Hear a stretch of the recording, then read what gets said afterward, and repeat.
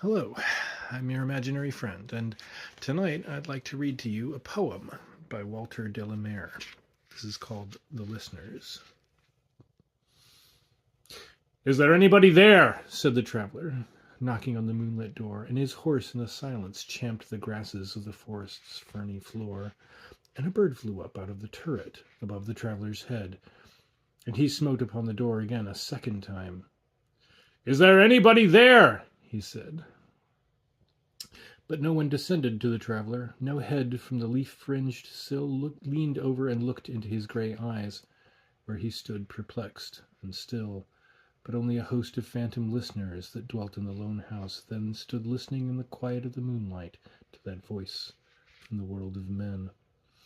Stood thronging the faint moonbeams on the dark stair that goes down to the empty hall, hearkening in an air stirred and shaken by the lonely traveler's call.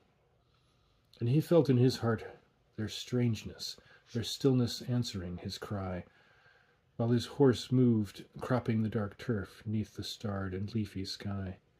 For he suddenly smote on the door even louder, and lifted his head. "Tell them I came, and no one answered, that I kept my word," he said.